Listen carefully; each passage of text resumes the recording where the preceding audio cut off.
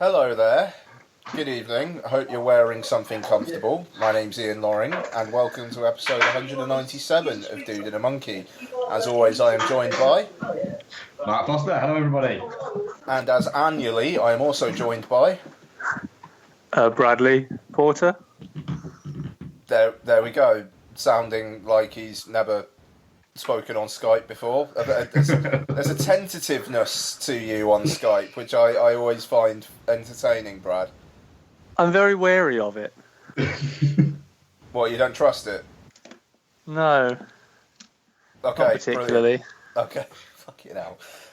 It's because I'm talking to more than one person. It's a weird thing.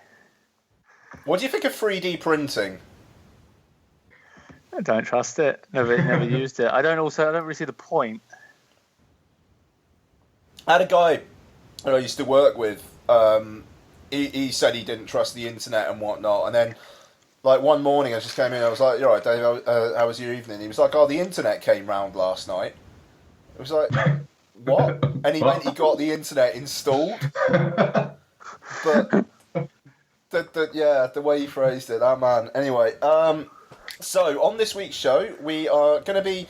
I think it's going to be a show of contrasts. Really, we're going to be. The main review is going to be John Wick Chapter 2, but I think probably the primary focus of the show is going to be awards season. Yeah, we've got Brad, our awards season correspondent, on this week, and we'll be talking through. I suppose how the season's gone generally, really, with the Oscars kind of climaxing the whole thing next week. Hell of a climax. Yeah, a hell of a climax. So we'll get into it in just a sec, but I don't think I've got anything else to particularly mention. Mark, have I? Joe Carnahan is doing the remake of The Raid, the US remake of The Raid with Frank Grillo, which is very interesting. Yeah, I will watch that with my eyes. I'm very intrigued. I mean, Grillo's been attached for ages, though, hasn't he? So I kind of wonder how that went down, whether he actually approached Carnahan with it or what. I mean, what do you think, Brad? I'd rather see Joe Carnahan do this than Bad Boys 3, so I guess it's a win. But is Bad Boys 3 not happening anymore? It's been no, as far as I'm aware, it is, but I don't think it ever will. It just feels like one of those ones that just never will happen. Like the original idea of doing a Ghostbusters 3 with the original cast. Yeah, apparently what happened with the Bad Boys 3 is it's all signed on to do it, but then it was supposed to start shooting later on last year, but instead of shooting Bad Boys 3, instead they used the time to get Carnahan to write the Uncharted movie. Okay. Which seems a little bit like that they're just looking for other stuff for him to do because they can't quite get Will Smith and Martin Lawrence into a room together. Well, this is the thing. Like, I sit there and think Will Smith, I would love to be a fly on the wall when he reads scripts because he's choosing the most weird projects and just awful ones as well. I quite like Focus. But I think the problem is Martin Lawrence. I mean, when was the last time anyone saw Martin Lawrence? Exactly, yeah. It's not like anyone's clamouring for Martin Lawrence to come back on the screen or anything. It's always weird. It's always weird enough when Chris Tucker pops up in a film. Nowadays. Yeah, Martin Lawrence would be profoundly weird to pop up, but it just seems like Bad Boys 3. I just feel like he's got fat.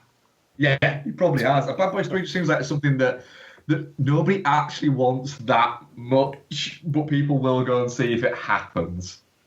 Yeah, I don't know. I just don't see the point. Yeah, no. I mean, so long ago was Bad Boys 2, though. 14 years ago. Jesus. And I just, I don't know. I mean, I didn't like the first Raid that much, but obviously there's no point getting into it now. I love the second one. I'm fine with them remaking it. It's a simple enough concept. It's not exactly sacrilege, but I don't know what they think they're going to add to it. My guess is they'll add guns to it, which defeats the point. Because Frank Grillo, let's face it, isn't exactly a great martial artist. I mean, it's true, he's fine. But you're not going to improve on the action, so I don't really know what they think they're going to add to it. My feeling is they'll probably add half an hour to it and add a bit more melodrama. what Carnahan said is that it's not necessarily a remake as such, as it's more Exactly. they're So taking the ideas. Why call it The Raid? Just do a whole original film with a similar concept. It's not like The Raid was exactly original. Yeah, I mean that's it. I think that the issue I think that they'd strike up there is people would just say, "Oh, this is just a Raid ripoff." Whereas if you actually are calling it The Raid, it being mildly different to The Raid, will, instead of people calling it just a Raid ripoff, they'll start to say things like, "Oh, it's great they've taken a slightly different angle," and so those things that would usually be the criticisms might end up becoming sort of like the praises for it. Incidentally, Martin Lawrence's last film was 2011, and it was Big Mama, like father, like son. Yeah, the thing is, I'd rather see a film that rips off The Raid than a film that just cashes in on a title of The Raid. Yeah, that's seems silly. It's the sad nature of the business a little bit now, isn't it? Unfortunately, is that they're going to they look at that and go, well, already there, we'll probably just off it being The Raid. What is it? Will get us a lot of hits online, which will build its profile, which will mean more people will get to know about it, which hopefully they will look at it and go, look at this, don't make its fucking budget. I mean, let's face it. Original films don't make money. Just don't make money. And look at, like Cure for Wellness has come out and made $3 million this weekend. Yeah. And then I looked at all the trailers before John Wick today. I like the fact that obviously John Wick is an original franchise, but now it's just a franchise. But the trailers in front of it were for Logan, Beauty and the Beast, Ghost in the Shell, Kong Skull Island, and something else that was a franchise. And with the exception, or not a completely original. And I mean, when Ghost of the Shell is the most original of those things. Well, weirdly enough, there was a trailer for Cure for Wellness on before the screening of John Wick that I saw, and you could audibly hear a few people going, to that, and it was a bit like... People don't want to be challenged by original things, and that's why I think of all those films. That's why I think of all those films, Ghost in the Shell is going to make the least money, at least in America. Yeah, I think that people don't know what it is. It's not a known quantity. Yeah, it looks weird, and that's like it just generically weird, and that's it's not like. I mean, I'd like to say that Scarlett Johansson's one of those people that can pull audiences into weird, but even Lucy had a hook that was easily sold. This isn't really a hook. I'm not even sure whether she was a robot or a person that became a robot or what. Yeah, that's fair. Detroit, I don't know. It's just, but the marketing material for that is striking, though, and I mean, it does. I don't know. It does. Yeah, but so is A Cure for Wellness. I was going to say exactly that, but then I saw that. Yeah, there was a trailer for Cure for Wellness before John Wick, and it was like, yeah, exactly the same. I got to say that film looks fucking gorgeous. I'm quite looking forward to checking it out next week, but yeah. I will say I saw John Wick with my parents, and my dad didn't care for Kong Skull Island. He's like, I don't need to see another monster movie. My mum is like, obviously pumped. They're both pumped for Logan because they like violent things. But I mean, Ghost in the Shell was the one they like the look of the most. But then again, my parents are not like most people in their 60s and 70s. Yeah, no, I mean, I mean, they were more excited about seeing John Wick Chapter 2 than I was. Good girl. But I don't know. There was something else today that made me think. It was it's just hard to sell. It's hard to sell franchise films when people don't strictly understand them. The amount of confusion there was about Rogue One with most people. My parents, I think I must have saw them 5 times. It was set before A New Hope, and they still didn't really understand what they were watching. I think Wonder Woman's going to come into a similar problem when people are like, but we saw her in Batman vs Superman. Why is she in World War One? It's not like Captain America where the storyline was set up in World War Two. She's a mystical thing on an island. Yeah. I think, but then again, I think that DC are about to have another hard reboot anyway. It's getting ever closer, isn't it, to them going, do you know what, fuck it, it didn't work, well, we're starting again. My theory, hear me out very quickly, I know I'm going off on a tangent, but my theory is everyone knows Ben Affleck doesn't want to do it, that's become quite public. My theory is he's probably in there sabotaging, meeting with directors himself as a producer because he doesn't really want the film to go ahead because he doesn't want to do it. He's contracted to do a certain amount of more films. He's probably whatever. They don't have anything in active development or active production. Sorry. You see their schedule; it's ambitious. That means they have to have films shooting all the time, but nothing's shooting. Nothing's even close to shooting. The Flash got postponed 9 months, and they still don't have a director. Justice League 2 won't go until Justice League 1 is out. Aquaman is the next to go, but I'm pretty certain they've been casting that film for 3 years and location scouting. And my theory is, if they continue with anything, I mean, I know quite a few people working on these films, so I know a bit more, but yeah, they're struggling to find a Flash film that is different to the TV show. And my feeling is that what they'll probably do is a hard reboot with Aquaman, because everything I'm hearing from people who worked on Justice League is that Jason Momoa is just phenomenal. Yeah. And they'll take a lower run character like Aquaman, have a guy like James Wan pull it off, I'd imagine, and almost use that for like a soft reboot.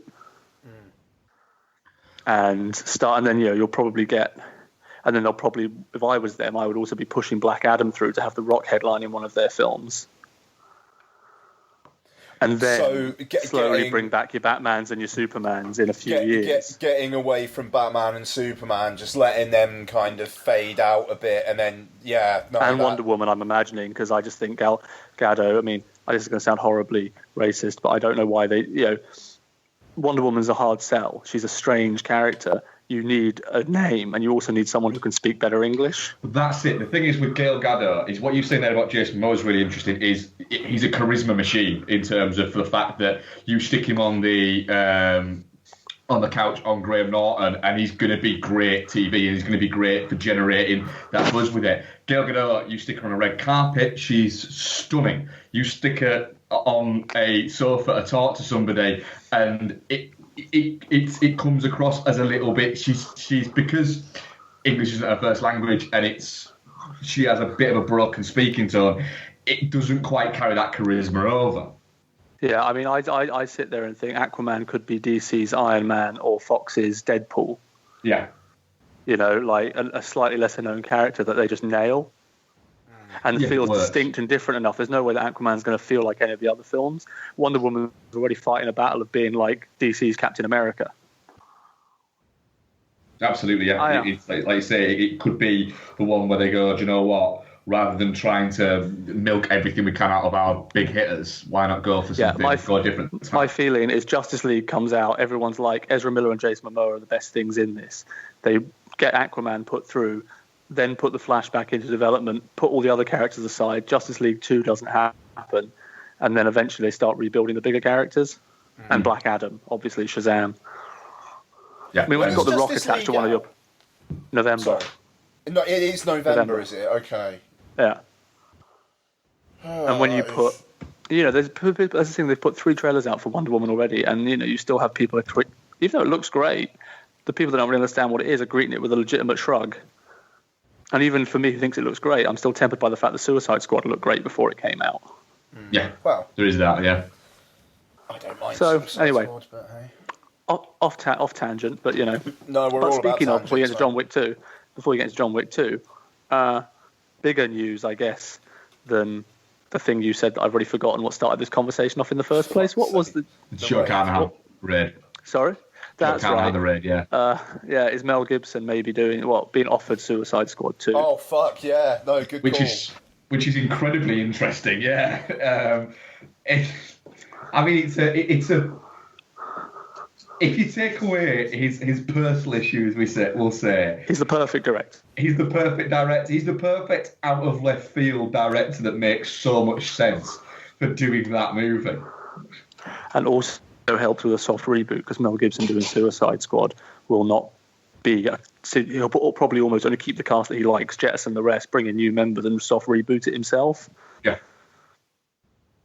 And that's why I kind of think...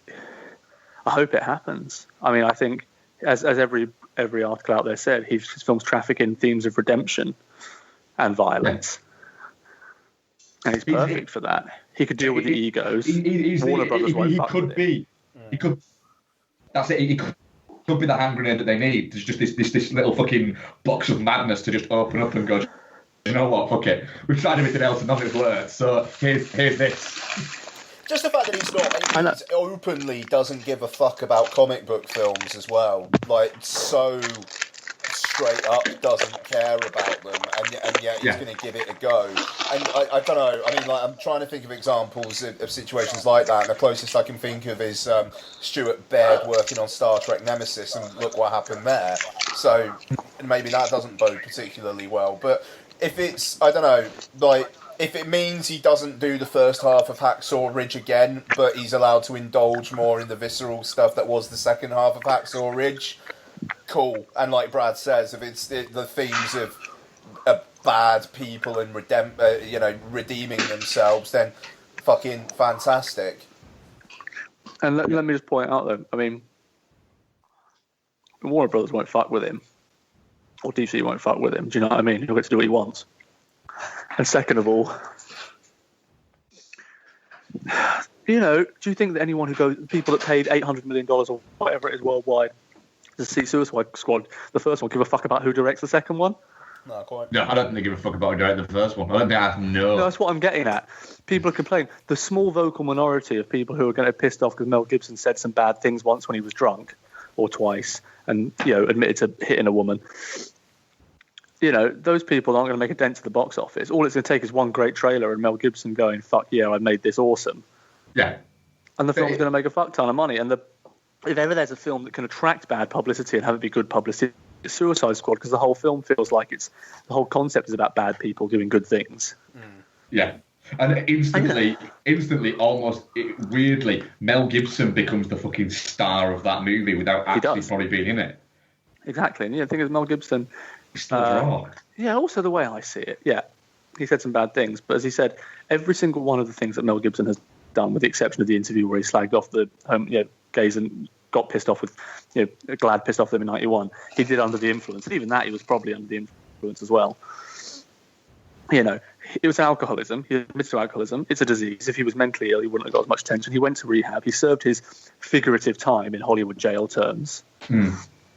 You know, he hasn't drunk in 10 years. He doesn't do those things. He's open about the things he's done. He's apologised for the things he feels he needs to apologise for, and not for the things that he doesn't. You know, just let it go. And then just don't see the film if you don't want to see it. The reason I can absolutely sort of agree with you on that. It's people have done a lot worse and been forgiven by a lot more people. I mean, I get it if you're pissed off with Roman Polanski or Woody Allen. At least some of the things they're accused of or did do, border on or are illegal.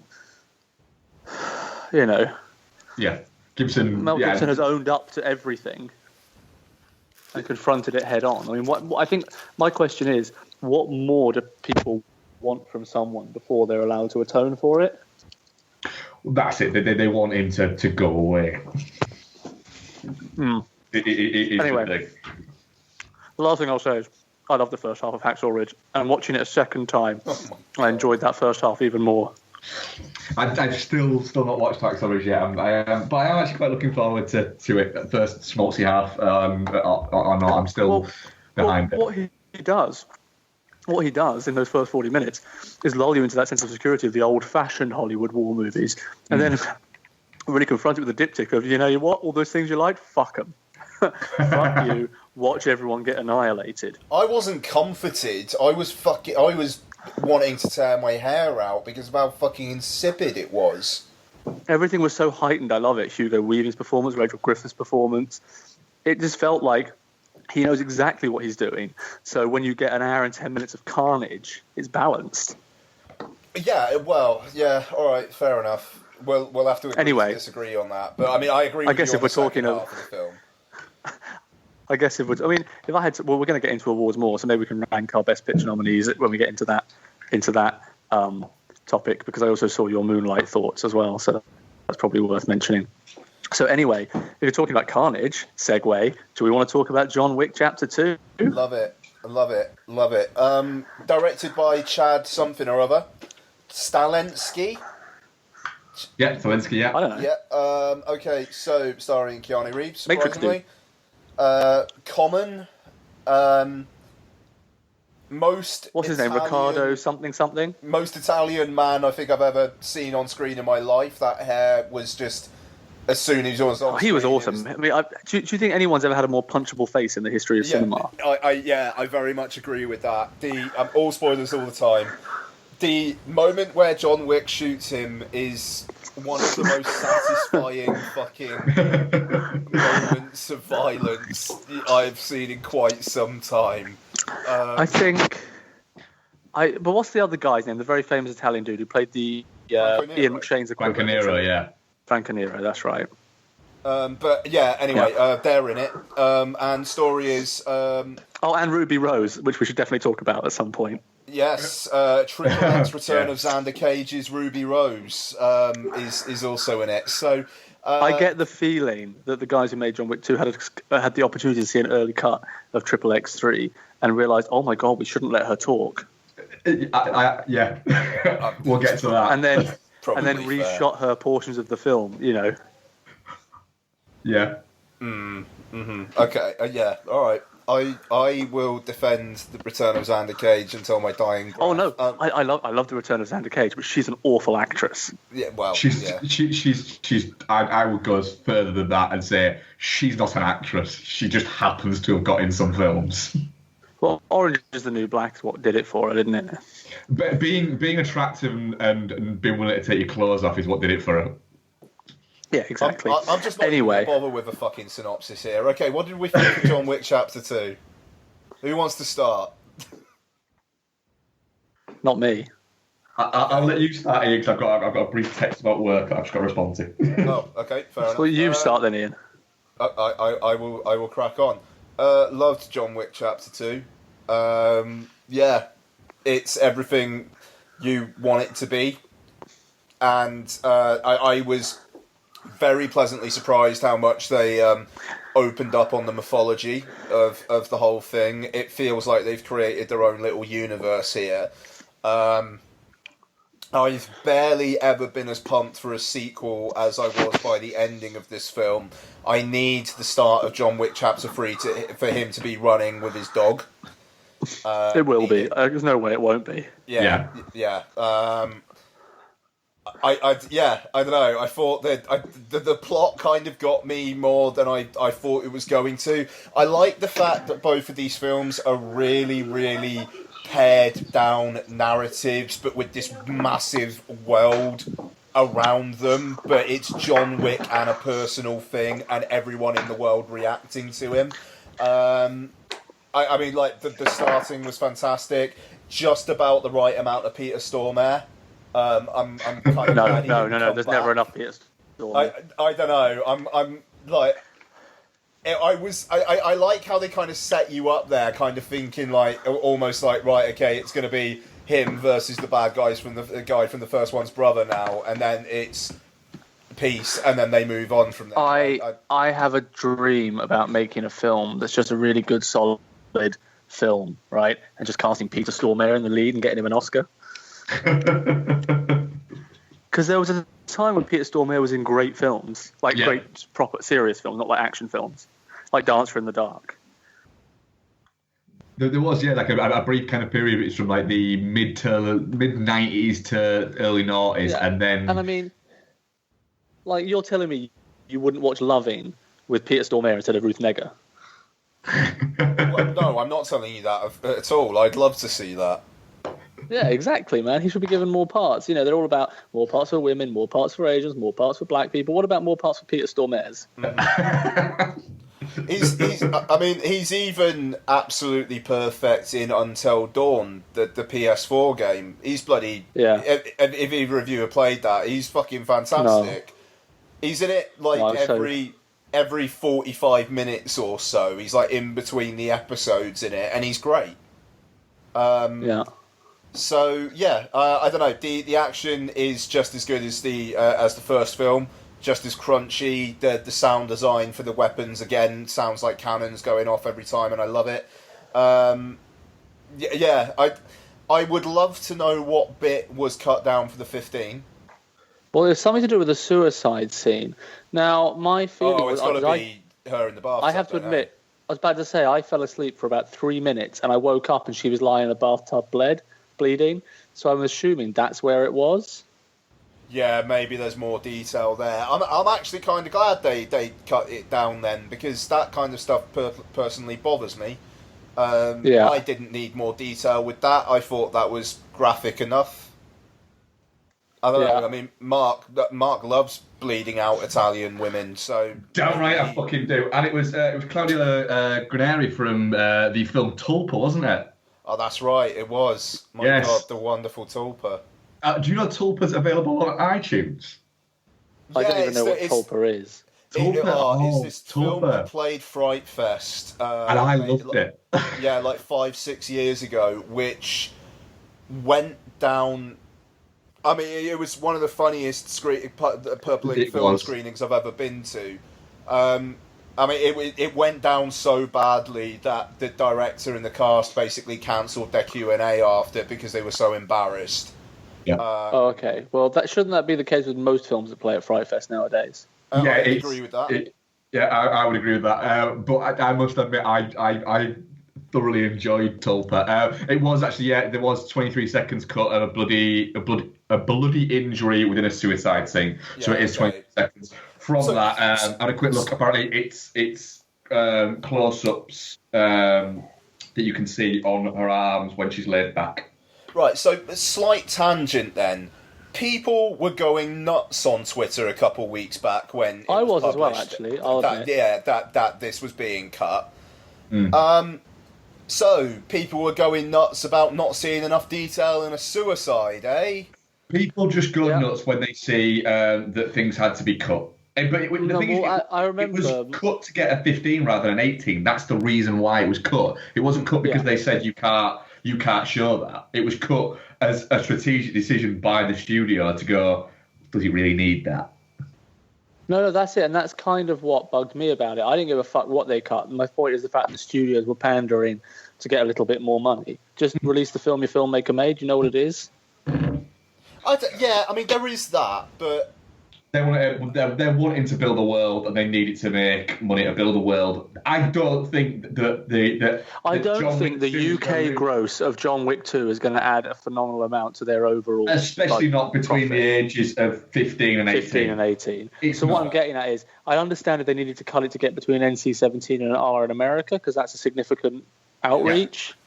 Yeah, because a lot of cinemas don't even should screen NC-17 nowadays, do they? To be fair, man, that pencil in the ear was probably more fucking painful to watch. It is. It will be one of those weird little quirky rules that the BBFC have, where it's a little bit of a look. Our hands are tied. If you show this, we have to give you this. Yeah.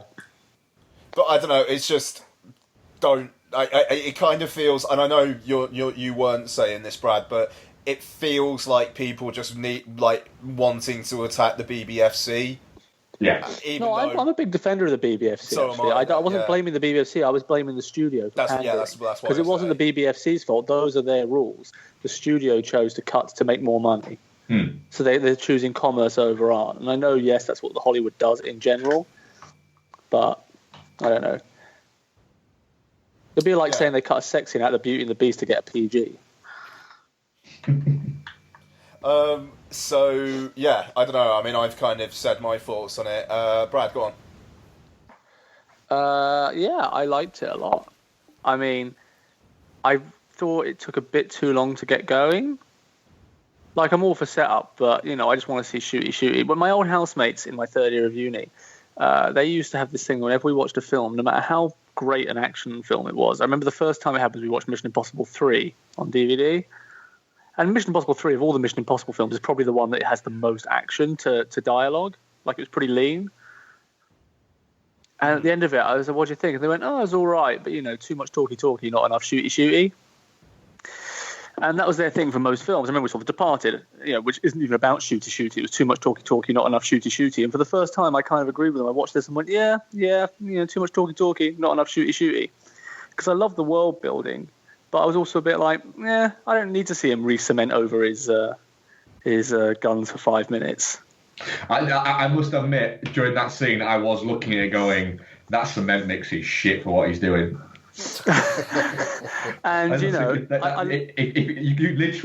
it was way too thick. He could have just fucking poured that in and then just scraped it over and just left it in a set fine. Yeah, and these things are different for every people. It's funny, when I think of John Wick, one of the things I always remembered was Thomas Sadowski's cop character. Oh, yes, yeah. So I love that they brought everyone back, but at the same time, I was also disappointed that they only really brought him back for like a line. Mm. But that's just me being a bit anal. I thought, again, like Ian says, I love the simplicity of the storyline, just like the first one. I like the world. I mean, the world building was kind of what made the film. My mum was getting all pumped by the world building, and that never fucking happens. You know, just the bit where he went to see Peter Serafinowicz, and then he also went to see the map guy, and he went to see the tailor, and it's just like, that was great fun. And I thought, but at the same time, I don't think the story lived up to the simplicity of the first one, which was man, kill dog, get revenge. Yeah. And also that primal need, especially if you are a dog owner, so most people will react. You feel it more personally. As much satisfying as it was to see the Mr. Italian get shot at the end, it wasn't as satisfying as watching Alfie Allen get it in the first one because he killed that fucking dog. Yeah, I mean, I don't know about that, actually. Because they so overdo how much that Italian is a dickhead that I don't know. With the first one, Alfie Allen, he gets killed with about 20-25 minutes to go, and it is satisfying. Yeah, because then you get that. Yes, he did kill the dog, but it doesn't really feel like he's the main antagonist in that film. In this, the Italian very, very, very, very, very much is. And I just wanted to see him get shot in the face, and he got shot in the face. And while delivering a really smug line to Keanu Reeves. And that's exactly the ending that guy deserved. And it was close to a standing up, cheering, and walking out of the cinema moment as I could come. It was like, if they just cut to black after that would have been super duper. I mean, the ending... Actually, there's part of me that thought they were going to cut to black after that. It would have been it would have been great, but they're very much setting this up for not 2 films, not 3 films, but 4 or 5 films. I don't know. It feels very much like a trilogy to me. I mean, where do you go much bigger than internationally? Hitmen all coming for him. Do you send him to space? Why not? I know, but my feeling is this feels very much like a trilogy. It does. I can see what you're saying. It does feel quite like the first one was very much a singular film on its own. This feels like it's doing something. It's doing a lot of setup for the next movie. Look, it did a good job of doing the thing that I normally hate in second films, which is giving you enough thrills while purely existing to get to the point they want to get to in the third one. Yeah. You know, like I call it the worst case scenario of this. It was Independence Day Resurgence that spent 2 hours and actually bizarrely only 2 hours getting you to the point where they said, right, we're going to take the fight to them, which is what this film should have been. Mm. I think John Wick 2 did a good job of expanding the world enough and giving you enough thrills, but was really not resolving much. Giving you a villain that you wanted to see killed enough that it felt like resolution. And also setting up the next one. I mean, that's the thing. They've got the personal story on the larger canvas. And I mean, I suppose there is maybe a concern, that maybe something you've promised there, that the next one will be a large story played out on a large canvas and can. I mean, they're going to get the money. You saw the money this one made in America this weekend. It opened to 3-4 times as much as the last one did. Yeah. Oh yeah, no. I mean, I think he's was it like is it close to 90 million over 11 days? It's over 90 million. Yeah. So I mean, that's incredibly impressive, and I mean, it opened over here not too badly as well. I think I saw it tweeted earlier on. Well, they haven't done the weekend yet.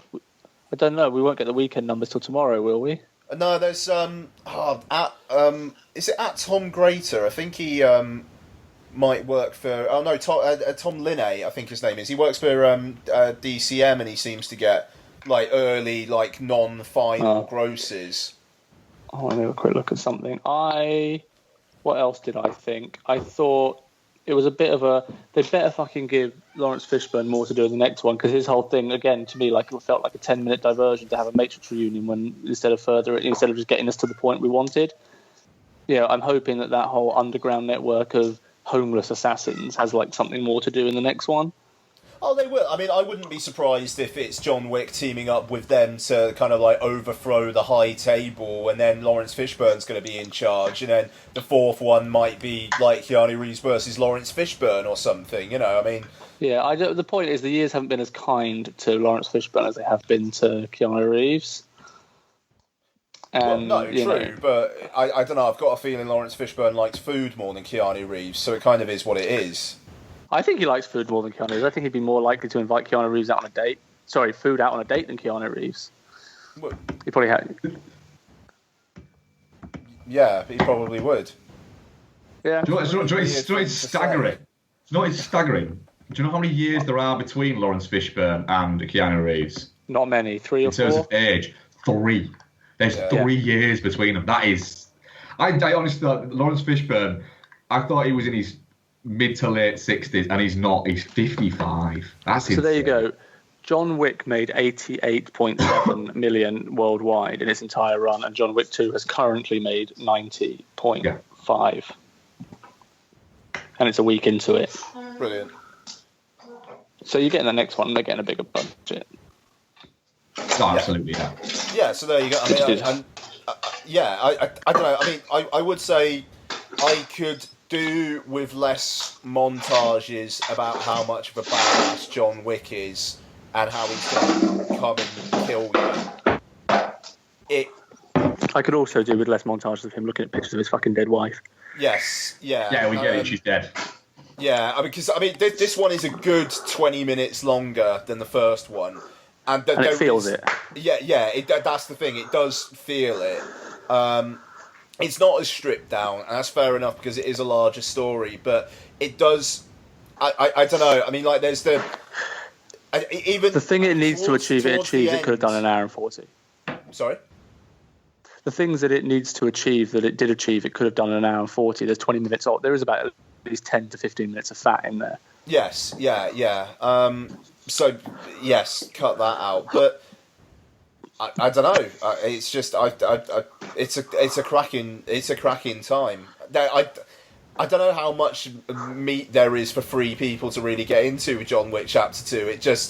I'm kind of done. Although you know who, as my parents pointed out, you know when an Italian woman dies and he makes his way into all the things, but then he just walks out the front door like nothing happened. It is a bit like, really?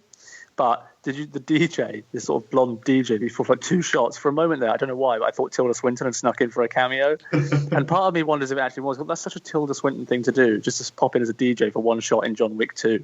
I could totally imagine. She's probably just in Italy at the time and thought, you know what, fuck it, I could be in John Wick 2. Mate, I would love to see Tilda Swinton go up against Keanu Reeves in John Wick 3. I mean, imagine if that DJ was Tilda Swinton, and then you get a flashback in the next one showing that she was there the whole time and was part of some bigger thing. Yeah, and then she comes back to be like the head of the head of the high table or whatever it is. You could say, yeah. And I mean, Tilda to be fair, Tilda Swinton as the head of the high table makes complete sense. Yeah, just Tilda. But can you imagine just Tilda Swinton like going up against Keanu Reeves? What, like in an actual badass physical fight? Yeah, not like Constantine, but like in an actual physical fight. I mean, it would be quite something. God, I love Tilda Swinton. She should be in everything. Anyway, yeah, I'm done. I don't really have anything else to say. Mark, any more? No, other than the fact is, it's great to see that Keanu Reeves every now and again just has the ability to just come out and create a what will be a huge sort of movie and another sort of huge franchise on a more cult scale than I think The Matrix was. But he's very, very good at what he does in this, and it's kind of one of the standout things from it, I think, has been it's taken action back to. You don't have to try and be clever with it. Show a wide shot of the action and make the action interesting rather than the constant shaking around and moving of the camera angle and trying to make it feel like you're part of the action. And that's what I think that's why John Wick, the first one, kind of spoke to people, is because it gave people the opportunity to sit and watch it rather than essentially try and make people feel like they're part of it. The story wasn't as good as it wasn't as good. The story was, like I say, they had a story within it, and they were trying to build a world around it. The world building was a lot better than the story that was running through it throughout it. So I think this movie will improve on rewatch if you're watching it as part of what will be possibly a trilogy or 4 or 5 or whatever. I think it will elevate it to there once they can pick bits out of it. I do think it's amusing the fact that you had Ruby Rose being, constantly there, and then when she actually gets her final fight bit, it's over. He demolishes her really quickly and really quite easily, almost like you expect him to just go, was that it? How did she rise to that position when that he wouldn't was do it? that. He wouldn't do that to Tilda Swinton. Keanu Reeves is just an actor who knows his limitations and plays into them phenomenally. And when you have 3 action classics now on your CV, John Wick, Matrix, and Speed, I mean, fuck it. And also just knowing that he is the 4 action classics. Nice. What's the 4th? Point Break. I watched it again recently. It didn't hold up. I thoroughly disagree with you. It's an action classic. I wouldn't really call Point Break an action film, you see, 'cause there's not much action in it. It's a good thriller. I could agree with that, yeah, certainly. Maybe it was an action film by early 90s standards, but even then it didn't have much action to say, like Commando. No, I think it was the bridge between how action went in the late in the 80s to how it was going to start to become in sort of the early 90s. I'd say. Yeah. I mean, Keanu Reeves, man. I mean, he's got more classics on his CV. Do you know what I mean, in terms of action classics? But then, I think, I just I don't know what I'm going to say anymore. I've run out of things to say. Definitely not shit. Definitely not shit. No, definitely not shit. Very good. So, Oscars talk. Now, we've had an email into the show, and fair play, I haven't told Mark about this yet, but I got a DM from the author yesterday saying that he understands if I didn't want to read it on the show. Oh. The author of the email. Yes. Yeah. I'm gonna read it. I won't say who it's from, just in case he's worried about what he's saying in there. It's nothing like super controversial. Get on with it. Okay. So, hi chaps. Was hanging on to this email until you have seen Moonlight. I know Ian has, so here it is. I went in to see Moonlight with huge expectations and haven't been so let down for quite a while. To me, this is a clear case of reverse Oscars so white. No one dares to give criticism to a film which deals with homosexuality and in the black community. This 3-part structure film has a decent first part, but after that it's quite disappointing. The change of leads is woeful for a start. They haven't even tried to find similar actors. It's not emotional, and the cinematography goes for a Malick aesthetic but feels quite a bit below that standard. It's not a terrible film, but I'm just staggered at the 5-star love. I just think films like this and Selma United Kingdom seem untouchable and get a free pass. I've not seen Hidden Figures, but looks in a similar vein. I loved Loving and 12 Years a Slave. I'm not some racist bigot. Your Letterboxd review, this is to me specifically, read like a lower scored film. Were you concerned about leaving a lower score, for instance? Thoughts on all of this? Well, my thoughts are I wouldn't be ashamed about having an email read about where you're questioning whether it's positive discrimination or whatever, or reverse psychology on nominating films. I would be ashamed at just getting some of that horribly wrong. I mean, it's not... I would never look at the cinematography and call it Malickian in any way. It's very carefully framed and carefully... It is shot by the same guy who shot Tuscan Yoga horses. Yeah. But it's more the fact that that's very deliberately shot film. It doesn't have that... Malick is loosey-goosey, you know. I mean, I wouldn't compare it to that. I wouldn't say, to say that trying to cast the leads and them not matching doesn't work, it is bad, is wrong, it doesn't work for you, but the intention was never to cast 3 actors that looked the same. Barry Jenkins has actually come out and said he didn't give a fuck about that, didn't he? It was about carrying the spirit of the performance, which I'd say all 3 of them did. I thought the middle one was weakest, and then to say the 3-act structure, he says definitively the first act worked, the others didn't. I said, no, it worked for you, but I think every person I've spoken to has probably a different ranking of which of those segments they preferred, and a film that does a triptych structure is always going to be a bit of a gamble for a lot of people, because it's not a straightforward narrative. I mean, in his defence, I mean, I personally, for me, the first act was by far the strongest.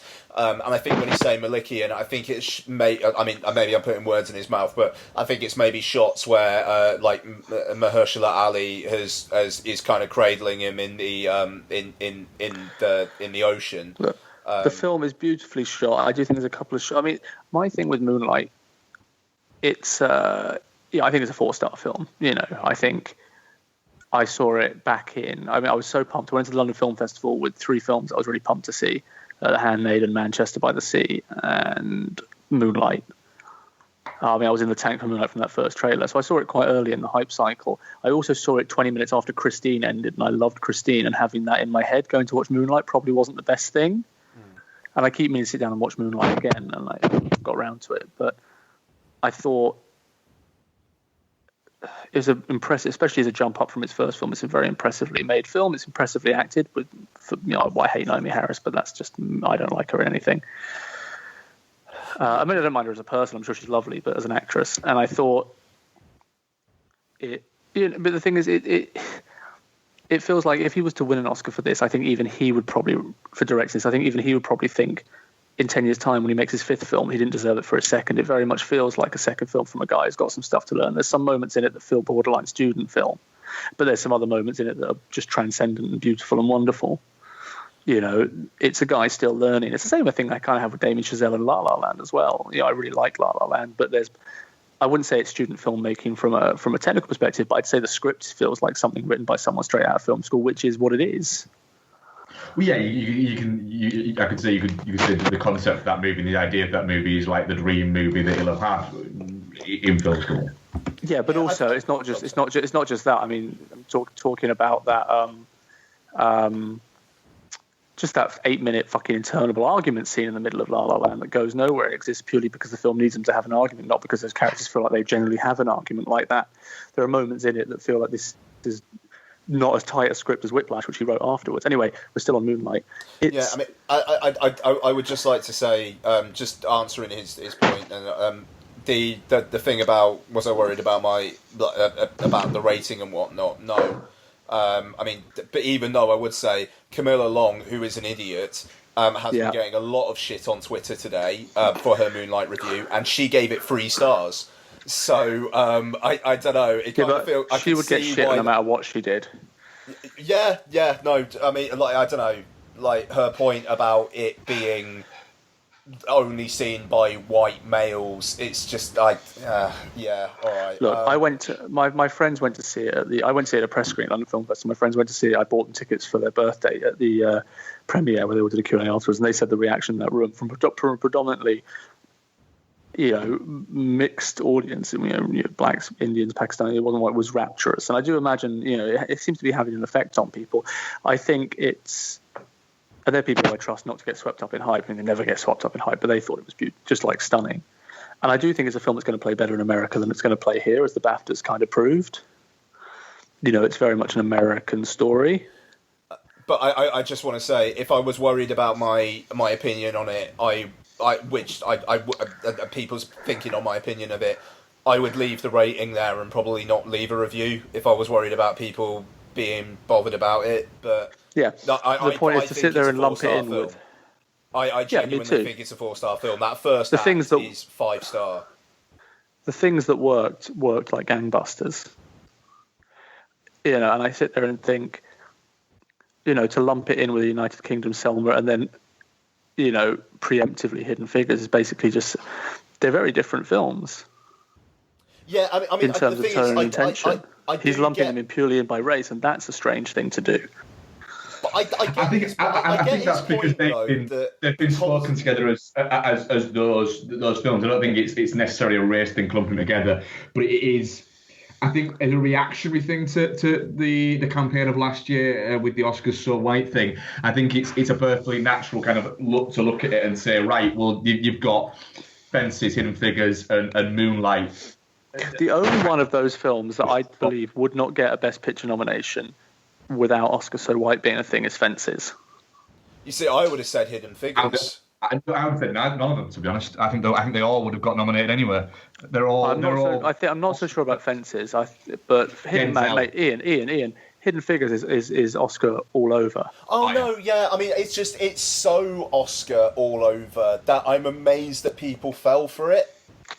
No, but you know what? It was played just right. It wasn't just that; it was the campaigning. It went wide when voting was going on. It's not. Do you know what I mean? True. They played a feel-good film as the only other feel-good film in a race. I mean, Lion, I guess, has people feeling good, but it's a different kind of thing as a thing against La La Land. And I actually think if they released Hidden Figures even 2 weeks earlier, it would have had a higher nomination count.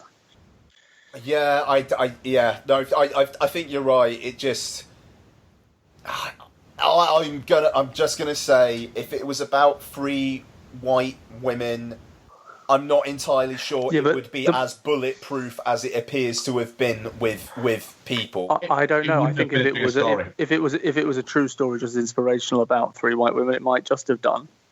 I'm not. I mean, just with the climate. I don't mean in terms of the Oscar nominations. I mean in terms of people taking it to like rabidly defending it as much as some people have.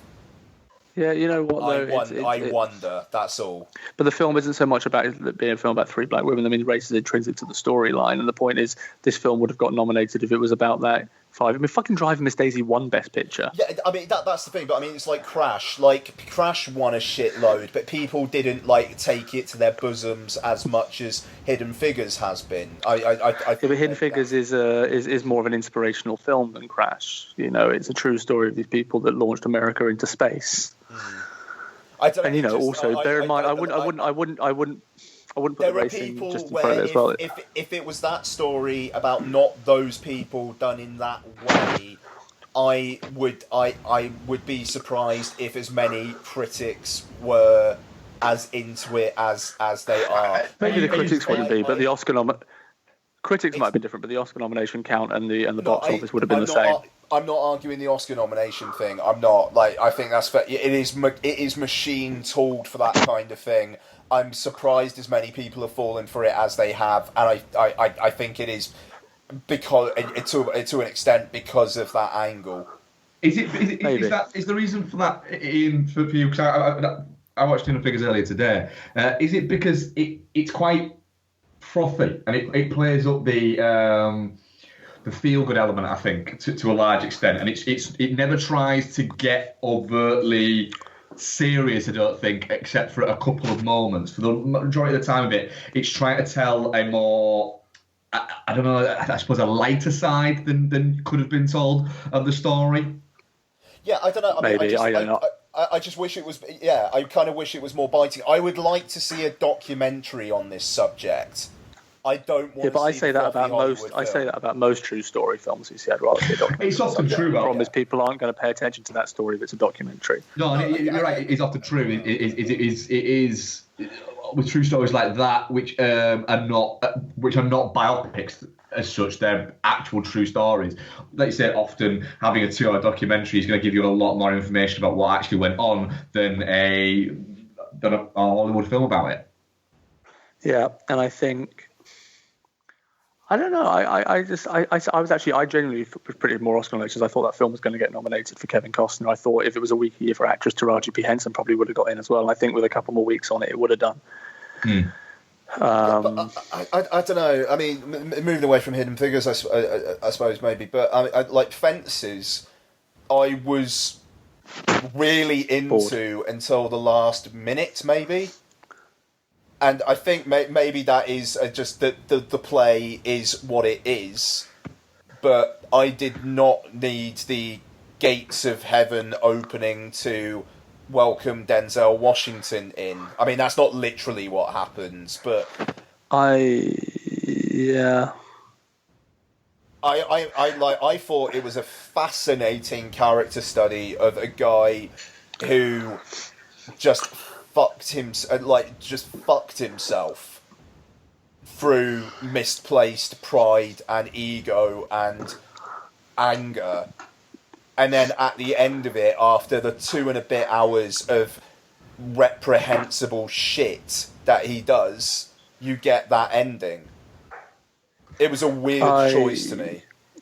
I had a problem. I think my problem with Fences going into it was two things. One of all, I was just like, they have made no attempt to make this anything other than a play on film. No, it very much is a play on film, yeah. The fact that August Wilson is posthumously nominated for adapted screenplay when that screenplay was not adapted except interior scene, whatever, added to it, is just strange.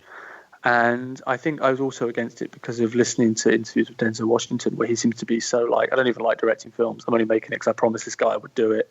My intentions weren't to make it anything more than just filming the place so more people could see it. I'm not sure I'm going to direct anything else again because, I don't really feel passionate about anything. I was like, fuck you don't deserve your film to be seen by people. Do you know what I found with Fences that struck me about it was, I really liked Fences. I can absolutely agree with Ian. The last minute kind of did take it away. You can tell that Denzel and Viola Davis are both, and I'm pretty sure they're both in the play together. You can tell that it feels rehearsed to within an inch of its life in that they have a patter down fantastically. It does feel like a play structure, the fact that you've got a couple of set out locations and that is where the majority of the film is set in there. It feels a lot like like you said with Denzel, I think this is his third film he's directed. Third, yeah.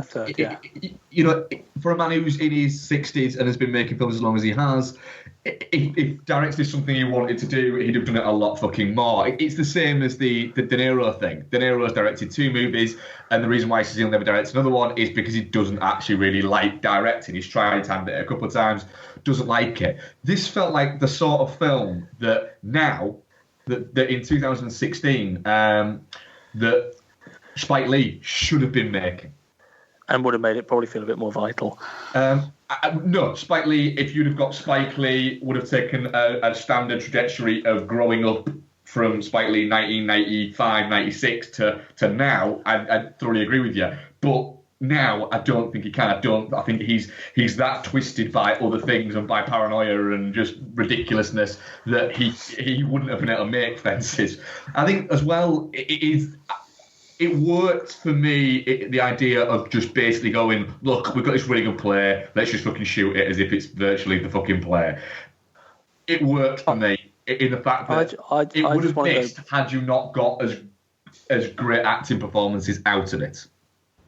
I just want to go back to, sorry, slightly off topic, back to that question you got asked when the guy sat there and lumped it in with Selma and the United Kingdom.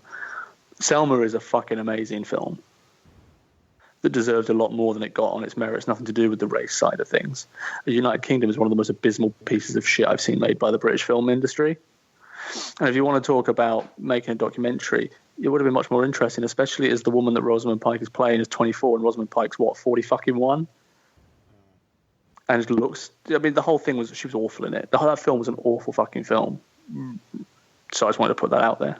Yeah, even though, it got fairly kind reviews as well. Yeah, it did. I was actually shocked at the reviews. I was in that press screening when everyone was sniggering through the whole thing at how stupid it was, and then those same critics went out and wrote good reviews. Yeah, so, and I just want to say, my thing about Hidden Figures, it's not about the story in the slightest, it's the filmmaking. I think... I'm just surprised people weren't more critical of that film from the filmmaking point of view, but it is what it is. Yeah, but then again, Morton Tilden got a Best Director nomination for the Imitation Game. So that's a good point. So when it comes down to technical skill, I don't think they really seem to give a fuck anymore. So did you direct a film we liked? Yeah. And it's not like Ted Melfi got a Best Director nomination for Hidden Figures. I don't know. It's just that film has a higher Metacritic than I would have expected. I don't know. I've watched it 3 times now, and I've really enjoyed it. Fuck me. Okay. Yeah, it's an easy one to watch. I watched it at Screen Unseen about 6 weeks ago. I watched it on a screener with my girlfriend, and then I watched it on the screener again with my parents because they wanted to watch it. And every time it's like, you know what? Yeah, I could watch that again. Hidden Figures, I think it's an incredibly easy watch. I can absolutely see what you mean. It's very film by numbers. It's a 3 out of 5. Yeah. It's fine. I watched it on a Sunday afternoon, and I would never watch it on an evening or a night, is what I'd say. I think if you ask, an afternoon movie. But also things, again, like you asked my parents, I think that might be their favourite might not be, but easily one of their favourite films nominated for Best Picture, because it just works for some people. It's just entertaining, and sometimes that's what people want. And I think that a film like Hidden Figures is helped less by Oscar So White and more by being released in a post-Trump America. Yeah, that's fair. Yeah. A feel-good thing about the inspirational things people in America can do when they work together inclusively. You know, I mean, that was the other thing I meant to say about John Wick, actually. It was the first time I've watched a film feeling a bit like, I'm not sure I want to go around celebrating all these people just getting shot in a weird way. It's the first time I've really felt it. And I sat and thought, only by the fact that I know that Keanu Reeves is such a kind, nice man who is such a hard-voting Democrat makes me think it's okay. But there are certain actors that are in that part I probably would have felt a bit ickier. Yeah. And this is me. I don't normally get affected by what's going on in the films I watch. So, you know, clearly it shows how much of an impact it's having. Anyway, so the Oscar race. I just want to ask a very quick question. Yeah. I'll ask Mark first. Will you rank your 9 Best Picture nominees?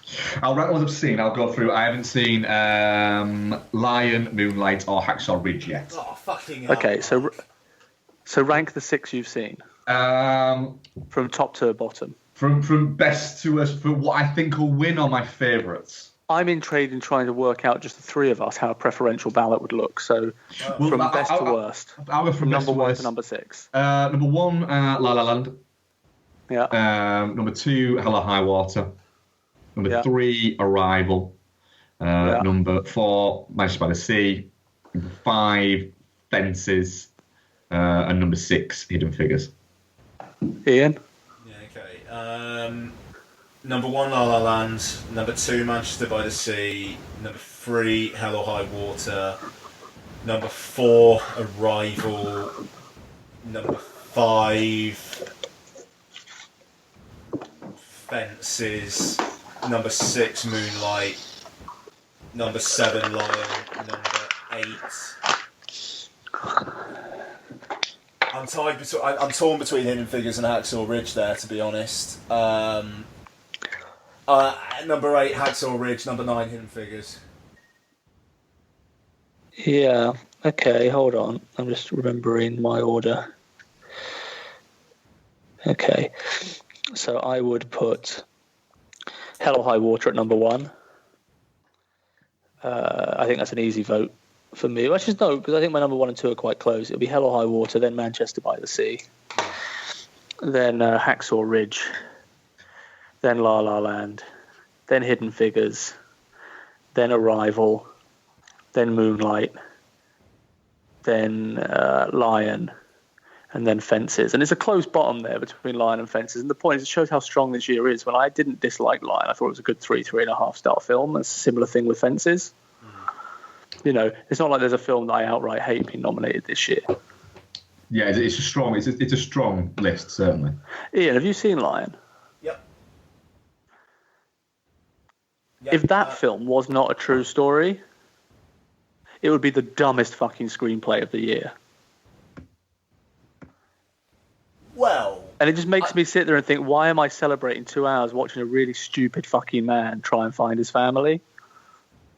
Why is he stupid? Well, first of all, it's a 2-hour advert for Google Earth. So putting that aside, it's the fact that I'm just going to boil down to one issue here that I really found stupid. The only thing this guy remembers is some stupid red things that he ate, and that the place sounded like Ganeshtali, right? Or that he was by a water tower by a train station, and then he travelled a certain amount of kilometres from that. So he spends, about 3 years mapping out with all these red pieces of string where his home was, to try and find where he came from. Yeah. And at the end, we find out the place he went from is called Ganeshtali or something like that. Yeah, like not that different from Ganeshtali. So why not just spend those 3 years looking for the map for places that sound like Ganeshtali? Well, because and it's things like that. Well, to be fair, because he's had like years of people basically telling him, "Oh, there's no place like that. There's no place like that." You know, you misheard the town's name. There's no place like that. But the first thing I would do if I suddenly saw a Google Earth type thing that mapped out every town in the world so well would be I'm just going to look through India for about a week with a very fine tooth comb and a microscope and see if anywhere sounds like that before I start mapping everything out by rough vague kilometres that I've worked out in my head. And I know it's a true story, so you have to accept that's how it was done. But I also just had a thought, also, why are you being such a dick about it to everyone? You were perfectly fine having a great time until you saw some red... Yeah, Sorry? I agree with that. It's... I think Dev Patel is actually very, very strong in it, and he makes it more believable than the actual, like, kind of the material on the page is. I'd love to know what made Rooney Mara want to play such a thankless part, but it's just, it was beautifully shot. It's well made. Nicole Kidman reminds us why she's so great, but it was just like, it's 2 hours long. It's already like, it's like this would have made a great little 20-minute short documentary that could have been nominated for Best Short Documentary at the Oscars. Yeah. And... you know, it's kind of annoying me that Harvey Weinstein's up to his usual tricks doing this whole thing about, tying it into Trump's immigration ban now with his new marketing campaigns to try and get Lion the Best Picture Oscar. Yeah, that shit's pretty rough. I'm kind of surprised he's... Of course, I'm not fucking surprised. The reason why he's not getting any shit is because it's anti-Trump, I think. But Yeah. But, no, and I think... And Hell or High Water, for me, is just kind of as perfect as a film gets, while also having a timely message about the economy and the way people are in America. Yeah, Hell or High Water is I'm very glad that that's kind of got a little bit of recognition. I was actually really upset movie. I was really upset that Dave McKenzie didn't get a nomination, because I thought that was such a tight film. And I thought... the only thing that keeps it for me above Manchester by the Sea is that Manchester by the Sea probably goes on for about 10 minutes too long at the end. That's the only thing that has me ranking it just below Hell or High Water. okay. Yeah, I can see that. Manchester by the Sea didn't really need to be that much over 2 hours. Yeah, I have no problem with La La Land winning Best Picture. I think it's a perfectly entertaining film. I love musicals. I like seeing musicals do well, as long as they're not called Chicago, because that really pissed me off. I think it could have been better. I think too much of that third act, or epilogue, of La La Land is reverse engineered from him trying to do a homage to Umbrellas of Cherbourg instead of actually serving his characters a narrative in the way those characters of the narrative deserve to be served. But, you can let it all go because the stuff that works so well, and ultimately it's just a fun film, and it's nice, and it's sort of an agreeable Best Picture winner. Yeah, but, it feels like an oddly kind of leaden lead into the Oscars, just because it does just feel like an absolute foregone conclusion that La La Land's taking it. Yeah, it is. There's no doubt about it. Just look at our ballots. I mean, mine was 4. It was number 1 on both of yours. I mean, you're talking about preferential ballots. It's never going to be that low down on many people's. Yeah. No. A film like Moonlight is going to be hated by quite a lot of people who will put it lower. Not hated, but, it's going to be low down on quite a few. It'll have to be number 1 or number 7 or 8 on ballots. It's not going to hover much, I don't think, around the 2s, 3s and 4s. Yeah, that's fair. A film like Hidden Figures is probably the closest thing that they have to a threat to thingy, because that's a film that's going to hover around a lot of 2, 3 and 4 slots. And I went back to watch La La Land again after it won all those Globes to assess the screenplay, and that screenplay is a mess. It's not a mess, it's just not a good screenplay. If it wins screenplay over Manchester by the Sea or Hell or High Water, which actually is the one I would probably just give it to in a push because it's so tight. I think that Hell or High Water could nick screenplay. That's the one I think it could. If there's a vote split, but it's always dangerous to predict that. I'm going with Manchester by the Sea just because I think people are going to want to give Kenny Lonergan something, and just like Barry Jenkins is going to get his in an adapted screenplay. It's a nice way of, and Kenny Lonergan is well respected in the industry. And Damien Chazelle's getting Best Director. People know they've given him that. 30-1 or whatever he is, and you can't be mad at something like La La Land. You also got to admit that I'm always going to be much more hypercritical of musicals than some people are, because I think it's the best genre. Yeah. And to have La La Land have 2 Best Song nominees when Sing Street doesn't have 1 really pisses me off. Sing Street would you have gone for? Does Sing Street qualify? Did he qualify? Yeah, of course it did. Because I wasn't sure whether or not it was. I didn't know that it had been released in the US in time or in the right time frame. It came out in the US before it came out over here. Yeah, I thought it came out here first. Yeah. So which one? Sorry, would you have had out of Sing Street? Drive It Like You Stole It. Yeah, for sure. By far, that, and bear in mind, this is my tangent, my real tangent for the day. As you know me, the category that I'm most invested in every year is Best Original Song. for two reasons. One, because it's the only award that can actually allow for a bit of fun to be injected into the Academy if they nominate the right songs into the show. And second of all, because I think it's such a thankless thing that people don't take seriously. And to this day, no matter how much they change the rules, films are still not voted for in context, which is what they're supposed to do. And people are still only submitting songs that they think they can win as opposed to the best songs. Did you know that the only two songs from La La Land submitted were City of Stars and Audition? They did not submit Another Day in the Sun or Somewhere in the Crowd, which, I'm not being funny, what ones do people go around humming? They don't go around humming Audition. You know, and the thing is, the Academy is still going to find a way to incorporate those fun songs into the show anyway this year.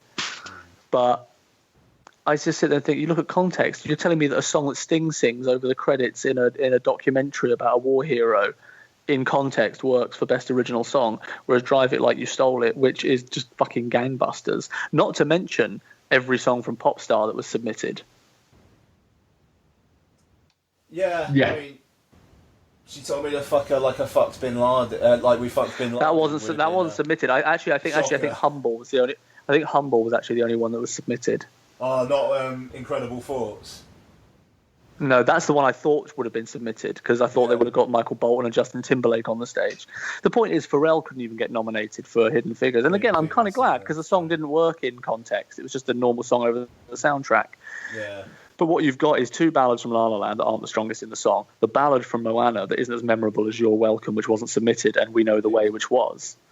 A song, a Justin Timberlake song that is becoming the bane of all animated films, The Dance Party Ending. Yeah.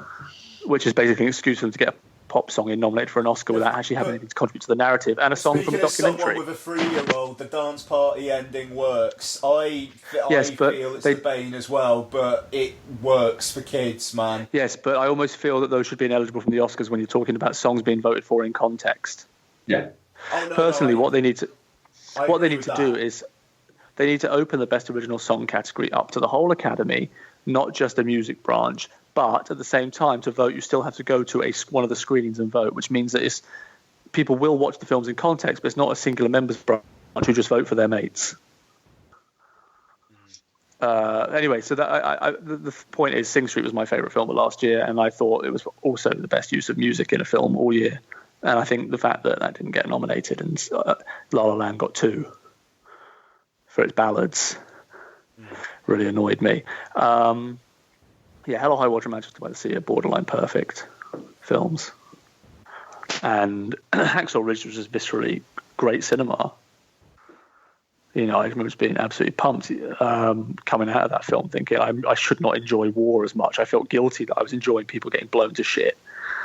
But Mel Gibson shoots things in such a way.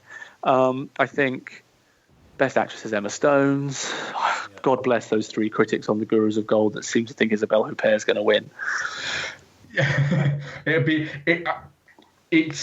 lovely if she did but it would be. She deserves it. Of course, she deserves it. Her and Natalie Portman deserve it more than anyone else. Well, Isabelle Huppert deserves it for everything she ever fucking does because she's wonderful. But I sometimes wonder, these people that are paid a fortune to predict the Oscars and write for Oscar blogs, I sometimes wonder what goes through your mind. It's almost like they don't know how the Oscars work. Of course Emma fucking Stone's winning it. She's a young fuckable girl and a Best Picture winner.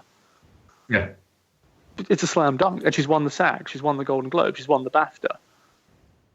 Yeah, it's a very easy one to go for, really, isn't it? It's an easy win for him. I still see people predicting Barry Jenkins to win Best Director. It's like, what awards race are you following? It's Giselle. And it's like Best Supporting Actor is ripe for an upset because I think Mahershala Ali is going to be hurt by the fact that he's only in the first 30 minutes of that film. Actually, yeah, let's stop there for a sec. I was fucking stunned after watching Moonlight that he was getting quite as much heat as he got. He's very good when he's in it, but he doesn't even get the big moment. My argument for him winning, and I think I'd probably vote for him out of that category. I think if Ben Foster was nominated over Jeff Bridges, I'd probably vote for him. But then again, my problem with Jeff Bridges in that film would extend to Ben Foster if he was nominated in that category. They're both leads in that film. All 3 of those men are leads in Hell or High Water. Yeah.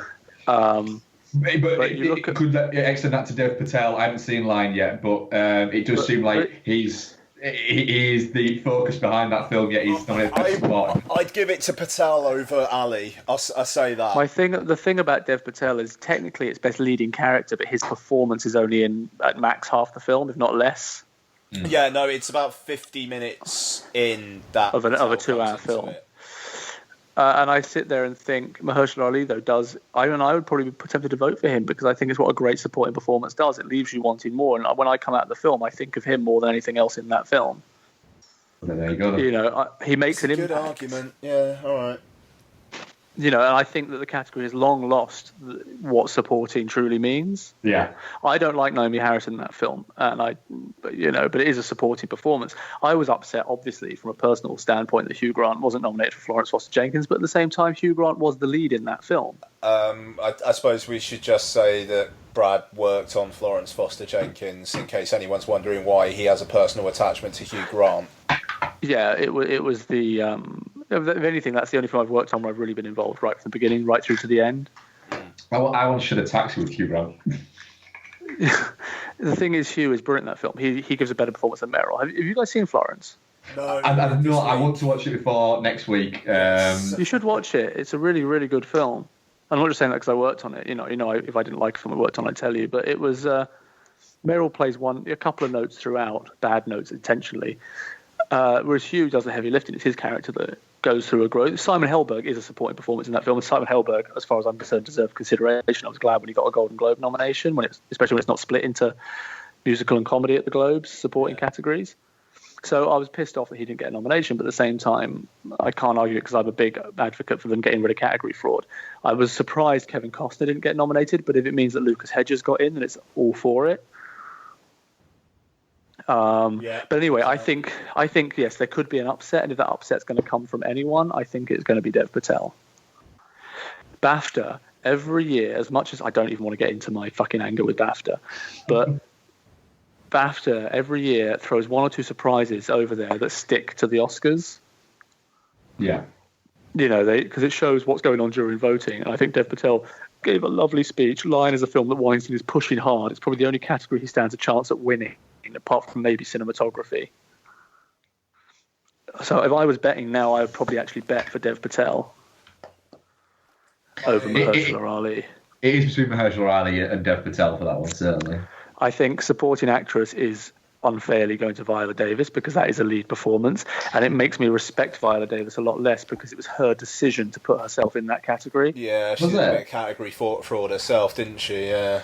Paramount gave her the choice, and I actually think if she was in lead, she would be beating Emma Stone. Yeah, she probably would, because it's a fantastic performance. It is. It's a big emotional performance, and it's also coming from now 4-time or 3-time Oscar nominee Viola Davis, who was perceived to have been snubbed the last time she was nominated by Meryl Streep winning. And she's a fantastic actress.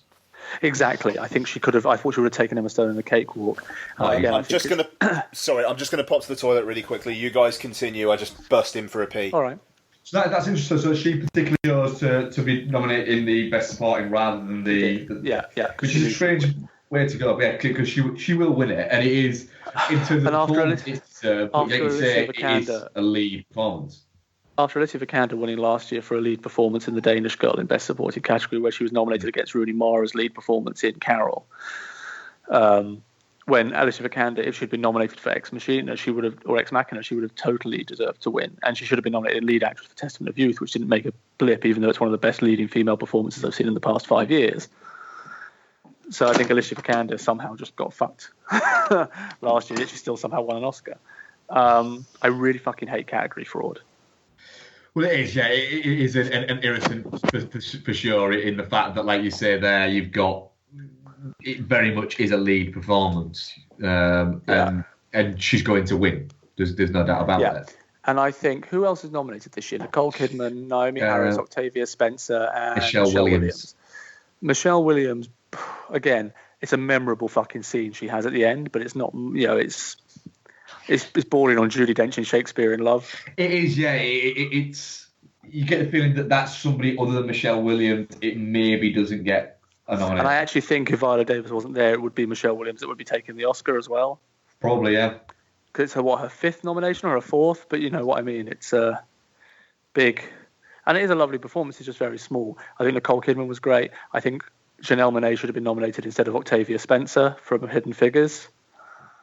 Yeah, I can see with that. I think Octavia Spencer just played Octavia Spencer again. She does it very well. But she does it very well. To me, I agree with you. To me, that was just a perfect example of the Academy voting for the black person they know as opposed to the black person they don't know.